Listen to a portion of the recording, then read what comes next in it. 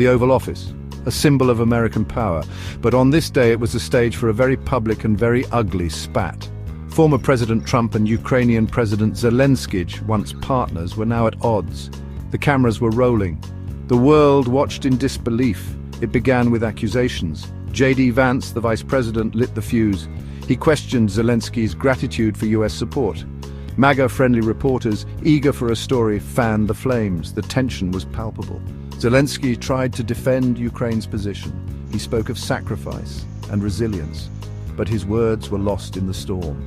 Trump, never one to back down, lashed out. The argument escalated. Insults were hurled. It was a diplomatic train wreck in real time.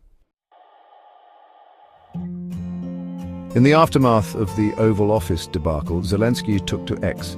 His message was clear: regret. The Ukrainian president, known for his wartime stoicism, offered a path to reconciliation. He proposed a truce, a swift end to the bloodshed. Prisoner exchange, limitations on warfare, protection of civilians, these were his concessions. He was even willing to issue a public apology. Desperate times called for desperate measures.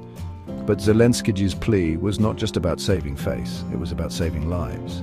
His country was bleeding. Every day the conflict raged on. He needed US support, and he needed it now. Reconciliation, however, comes at a price, a hefty price. A US-Ukraine minerals deal, once promising, was now in jeopardy. Its fate hung precariously on Zelenskyj's apology. The message was clear: toe the line or face the consequences. And the consequences were dire. Trump, in a show of force, paused aid to Ukraine. The lifeline that kept the war-torn nation afloat was suddenly severed. The message was brutal: gratitude or else. But there was another, more insidious demand. National Security Advisor Mike Waltz, a Trump loyalist, floated a dangerous idea. Ukraine, he suggested, should consider ceding territory to Russia, a land for peace deal. Zelenskyj faced an impossible choice: appease Trump and betray his nation's sovereignty, or stand firm and risk losing crucial US support. The weight of the world, it seemed, rested on his shoulders. Despite the humiliation, the pressure, the impossible choices, Zelenskyj clung to hope.